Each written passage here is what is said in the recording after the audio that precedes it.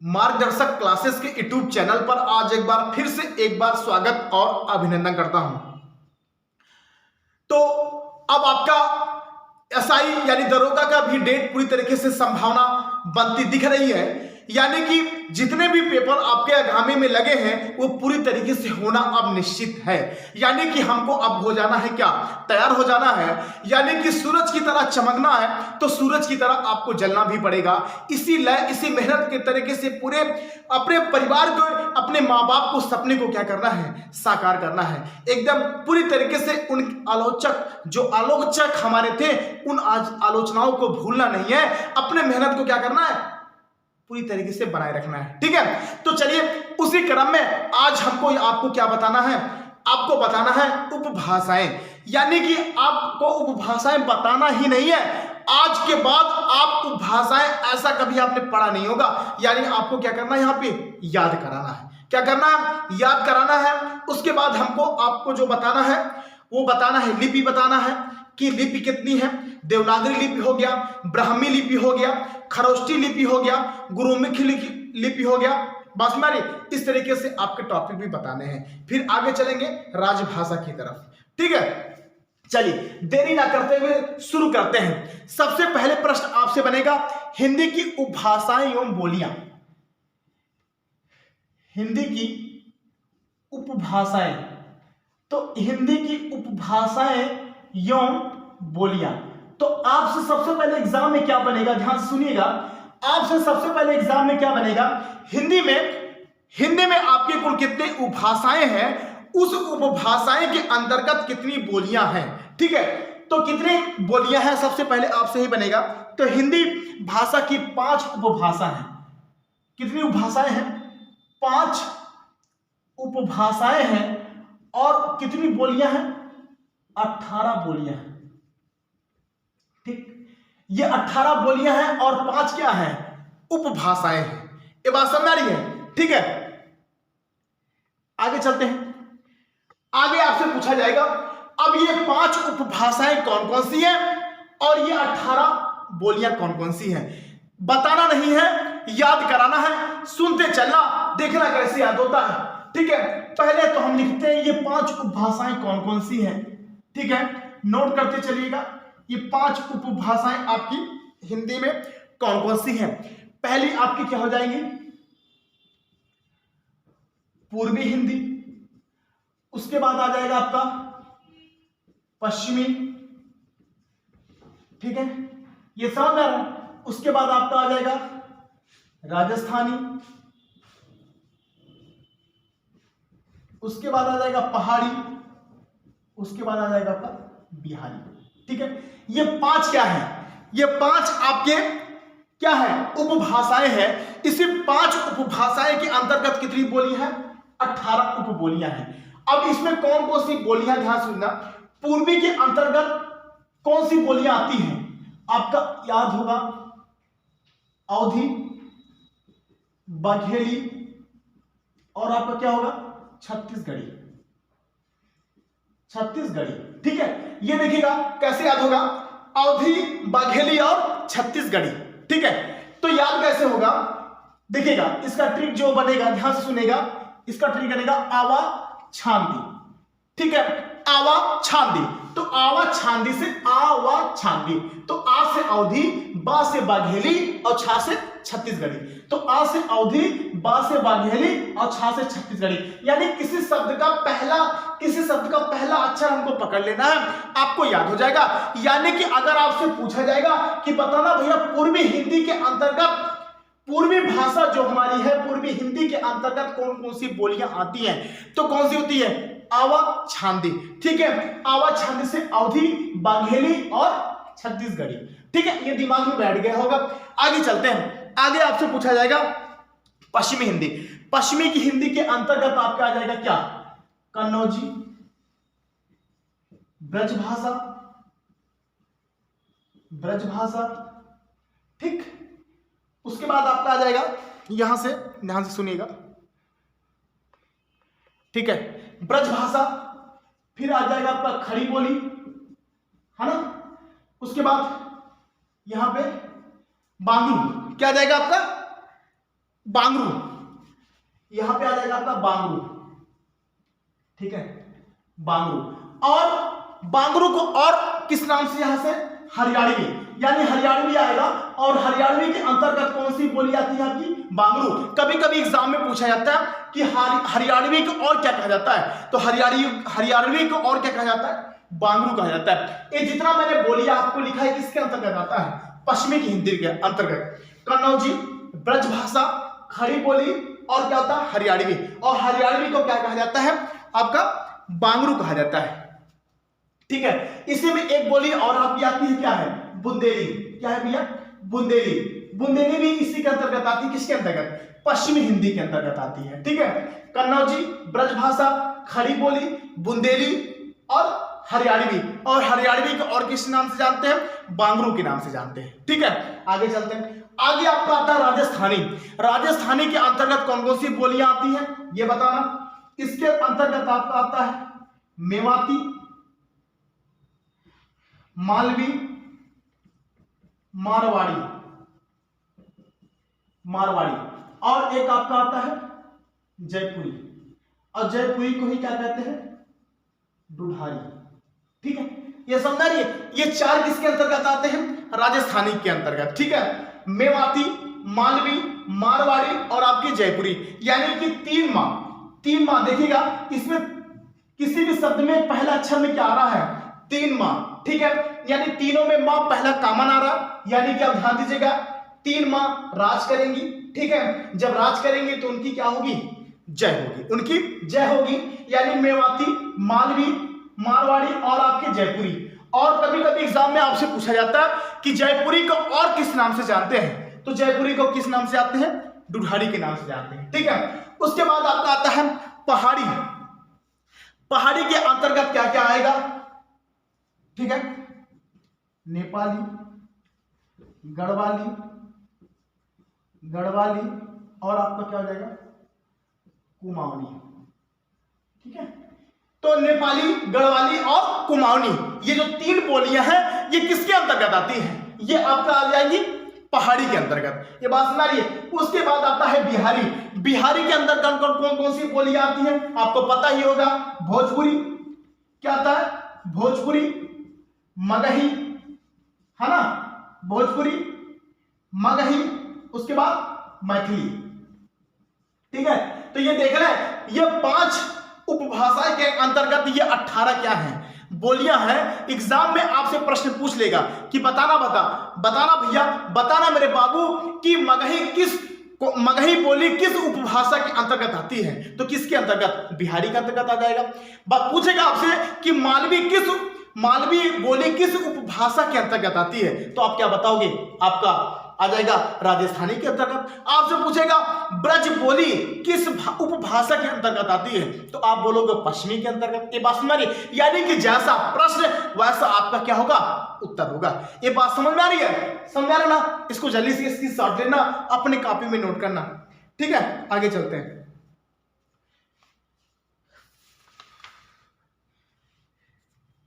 हो गया ना, आगे चलते हैं।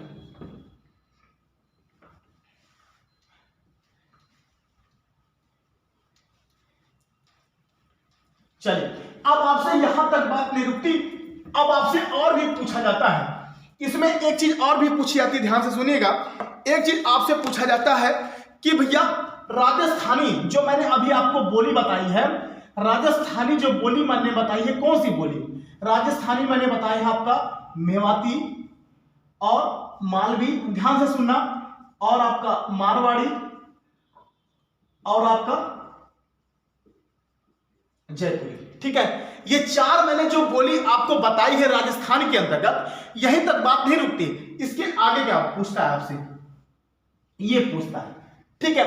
ये देखिएगा, इधर कौन सी दिशा आपका, पूरब, इधर आपका क्या हो गया, पश्चिम, इधर आपका हो जाएगा उत्तर, इधर क्या हो जाएगा दक्षिण, ठीक है। अब आपसे पूछा जाता है ये जो 4 बोलियां हैं, ये किस दिशा में राजस्थान की बोली जाती है, ये पूछा जाता है, ठीक है। तो यहां पे आपका क्या हो जाएगा, मेवाती, ठीक है। यहां पे आपका हो जाएगा जयपुरी, जयपुरी को ही क्या कहते हैं, ढूढ़ारी, ठीक है। उसके बाद आपका नीचे आ जाएगा क्या, मारवाड़ी, मारवाड़ी, और यहां पे हो जाएगा मालवी। ठीक है, कभी कभी आपसे दिशा ही पूछ लेता है, दिशा पूछ लेगा राजस्थान के अंतर्गत जो बोलियां हैं उस राजस्थान के किस किस दिशा में आपकी बोली जाती है। तो याद कैसे होगा, ध्यान सुनेगा। तो उत्तर में जाएंगे तो क्या खाने को मिलेगा, मेवा।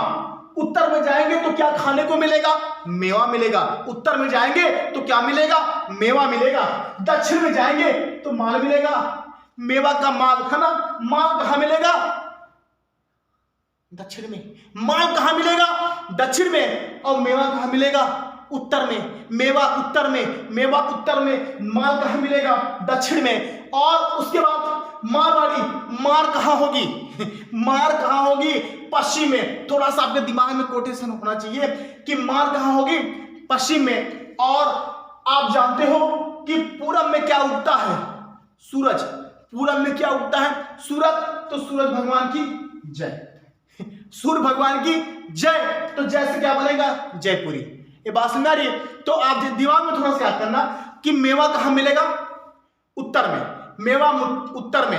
मार कहां मिलेगा, दक्षिण में। मार कहां होगी, झगड़ा कहां होगा, पश्चिम में। और जयपुरी, सूर्य भगवान की जय। तो जयपुरी, जय से जयपुरी। और जयपुरी को क्या कहते हैं, टुठारी कहते हैं। ठीक है, ये यहां से भी प्रश्न उठता है, इसलिए मैंने आपको यहां से बता दिया। ठीक है भैया, समझा रहा ना ये बात। आगे चलते हैं, हो गया, नोट करिएगा। चलिए, अब आपसे पूछेगा आगे चल के, आगे आपसे पूछेगा लिपि। जो लिपियां पूछी जाती हैं, ठीक है, उनका विकास कैसे होता है, कौन सी भाषा की कौन सी लिपियां हैं ये पूछी जाती है, किस भाषा की कौन सी लिपि है। तो सबसे पहले हम जिक्र किसकी करेंगे, देवनागरी लिपि की। किसकी करेंगे, देवनागरी। तो देवनागरी लिपि से करने से पहले हम ये जानेंगे कि लिपि का मतलब क्या होता है। ठीक है, ध्यान से सुनना। पहले हम ये जानेंगे लिपि का मतलब क्या होता है। लिपि, सबसे पहले प्रश्न आपसे यही बनता है, लिपि का क्या मतलब होता है। तो लिपि का जो अर्थ है वो क्या है, अर्थ जो है क्या है, लिखने का तरीका। लिपि का जो अर्थ है वो क्या है, लिखने का तरीका। ठीक है, जो लिखने का तरीका है वही क्या कहलाता है, लिपि कहलाता है। ठीक है, अब आपसे सबसे पहले प्रश्न यहां बनेगा कि भाषा के लिखने के जिन चिन्हों की जरूरत पड़ती है, ध्यान से सुनेगा। लिपि का अर्थ क्या है, लिखने का तरीका। भाषा को लिखने के लिए जिन चिन्हों की जरूरत पड़ती है उसे क्या कहते हैं, उसे लिपि कहते हैं। परिभाषा भी एक लाइन में बन गई कि भाषा को लिखने में जिन चिन्हों की जरूरत पड़ती है उसे क्या कहते हैं, उसे लिपि कहते हैं। और लिपि का अर्थ क्या है, लिखने का तरीका। ठीक है, अब आपसे सबसे प्रश्न पूछा जाएगा कि भैया बताना देवनागरी लिपि क्या है। ठीक है, देवनागरी लिपि क्या है, यह पूछा जाता है। भारतीय भाषाओं को ब्राह्मी लिपि में ही विकास हुआ। ठीक है, अधिकतर जो भारतीय भाषाओं का विकास हुआ वो किस लिपि में माना जाता है, आपके ब्राह्मी लिपि में माना जाता है। जो भारतीय भाषाओं का जो विकास हुआ है वो किस लिपि में माना जाता है, आपके ब्राह्मी लिपि में माना जाता है। कई बार एग्जाम में पूछा गया है। हिंदी की लिपि जो है वो कौन सी है, वो देवनागरी लिपि है। हिंदी की जो लिपि है वो कौन सी लिपि है, हिंदी की जो लिपि है वो कैसी लिपि है, देवनागरी लिपि है। ठीक, हिंदी की जो लिपि है वो कैसी लिपि है, देवनागरी लिपि है। इसके अलावा संस्कृत और मराठी भाषा की भी है। ठीक है, इसके अलावा और किस भाषा का, यानी कि संस्कृत और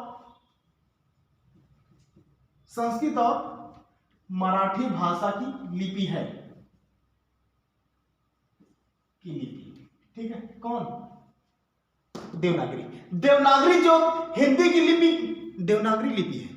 ठीक है, हिंदी की लिपि कौन सी लिपि है, देवनागरी लिपि है। लेकिन इसके अलावा संस्कृत और मराठी भाषा की लिपि कैसी है, देवनागरी है। समझा रहा ना, ये भी प्रश्न एग्जाम में, कई बार एग्जाम में आपसे बना है। ठीक है, इस लिपि का विकास ब्राह्मी लिपि से हुआ है। इस लिपि का विकास जो है किस लिपि से हुआ है, ब्राह्मी लिपि से हुआ है। ये बढ़िया प्रश्न है। इस लिपि का जो है विकास जो हुआ है ब्राह्मी लिपि से हुआ है। ठीक है, अगर विकास पूछा जाएगा तो ब्राह्मी लिपि से हुआ है। ठीक है, किसका? देवनागरी का। आगे चलते हैं, आगे आपसे प्रश्न बनेगा इस लिपि का विकास। यह लिपि बाएं से दाएं लिखी जाती है। यह लिपि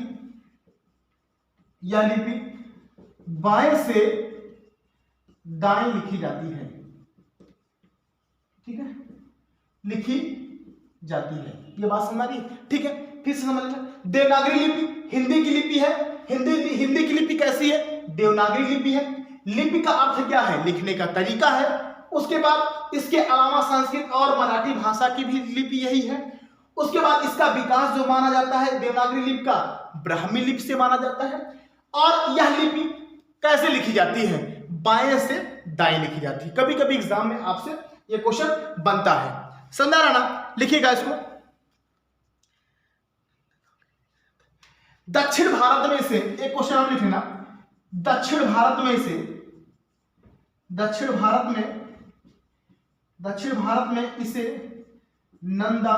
नंदनागरी कहते हैं। नंदनागरी कहते हैं। एग्जाम में बड़ा प्रश्न कम बना है, लेकिन एग्जाम में पूछा गया कई बार। दक्षिण भारत में इसे नंदनागरी के नाम से भी जाने जाते हैं, देवनागरी लिपि को। समझा ना? ये जल्दी से नोट करिएगा। आगे चलते हैं। आगे हो गया? चलिए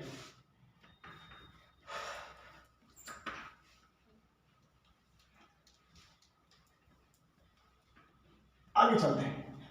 आगे आपसे पूछा जाएगा कि ब्राह्मी लिपि क्या है आपका? ब्राह्मी लिपि, खरोष्ठी लिपि।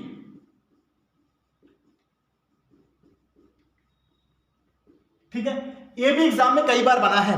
प्राकृत भाषा के लिए प्रयुक्त होती है। प्राकृत भाषा के लिए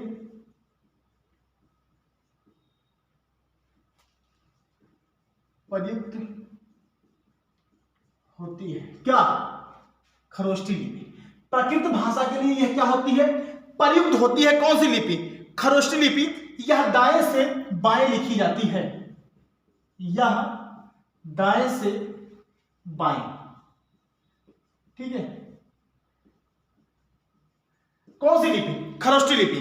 खरोष्ठी लिपि प्राकृत भाषा के लिए प्रयुक्त होती है और यह लिपि दाएं से बाएं लिखी जाती है। संदर्भ, इससे पहले मैंने बताया था आपको कि देवनागरी लिपि, अगर देवनागरी लिपि पूछा जाएगा तो बाएं से दाएं। ठीक है, और ये दाएं से बाएं लिखी जाती है। अब आपसे पूछा जाएगा एक लिपि जो पूछा जाएगा, गुरुमुखी लिपि। ठीक है, ये भी एग्जाम में कई बार। इसका श्रेय गुरु अंगद को है। इसका श्रेय जो माना जाता है वो किसे माना जाता है? गुरु अंगद को। ठीक है, इसका श्रेय किसे माना जाता है? गुरु अंगद को माना जाता है। यह पंजाबी भाषा की लिपि है। यह पंजाबी भाषा की, ठीक, ये पंजाबी भाषा की लिपि है। कौन सी? गुरुमुखी लिपि। ये जितनी लिपियां हैं आपसे एग्जाम में जरूर एक बार प्रश्न यहां से बना है। यानी देख रहे हैं, खरोष्ठी लिपि प्राकृत भाषा के लिए प्रयुक्त होती है। यह दाएं से बाएं लिखी जाती है। देवनागरी लिपि आपके बाएं से दाएं लिखी जाती है। गुरुमुखी लिपि, इसका श्रेय गुरु अंगद को है। यह पंजाबी भाषा की क्या है? लिपि है। ये बात समझ आ रही है? ये भी कई बार एग्जाम में क्या है? बना है। समझा रहा ना? ठीक है, समझा रहा? तो ये देख रहे हैं, यहां से एक छोटे छोटे टॉपिक से, एक अच्छे तो छोटे छोटे टॉपिक से आपको आगे बढ़ते हुए लेके चल रहे हैं। तो हिंदी का विकास से, यहां से भी प्रश्न आपसे, लिपियां से और उपभाषाएं से आपसे प्रश्न आपसे बनता है। पास में वीडियो ज्यादा लंबा ना करते हुए छोटे छोटे वीडियो में आपके चीजें इतनी बताई जाए जितना आपको क्या हो जाए, समझ में आ जाए। समझा रहा ना? कल आपको लेके चलेंगे राजभाषा के रूप में हिंदी का विकास। राजभाषाओं के रूप में हिंदी का विकास, यानी कि राजभाषा के रूप में हिंदी का विकास क्या हुआ क्या नहीं हुआ। ठीक है, उसके बाद हमको आपको बताना है, अनुच्छेद बताना इसमें जो महत्वपूर्ण है। 343 से लेकर 351 का तक हिंदी भाषा का विकास का जो वर्णन किया गया है। पूरा अनुच्छेद आपको बताना है, कौन कौन सी भाषाएं इसमें जोड़ी गई, सिंध जुड़ी, उसके बाद नेपाली, मणिपुरी, कोंकणी, उसके बाद आपका मैथिली, संथाली, बोडो, डोगरो, यानी कि जितने भी भाषाएं जोड़ी गई वो भी आपको बताना है। ठीक है, इसके बाद आगे की वीडियो में आपका चर्चाएं होगा। तो छोटे छोटे वीडियो में एक एक टॉपिक लेके चलेंगे जिससे कि बात आपको क्या आ जाए, समझ में आ जाए और आगामी पेपर के लिए आपके क्वेश्चन बड़े आसानी से क्या हो जाए, सब्सक्राइब हो जाए। ठीक है बाबू, ठीक है सोना। तो इसी तरीके से आप पढ़ते रहिए और चैनल पे बने रहिएगा। हिंदी के बाद बीच बीच में आपको जीएस की तरफ भी लेके चलेंगे और याद भी यहां से आपको कराते रहेंगे जो महत्वपूर्ण टॉपिक होंगे। ठीक है, आज के लिए इतना ही, धन्यवाद।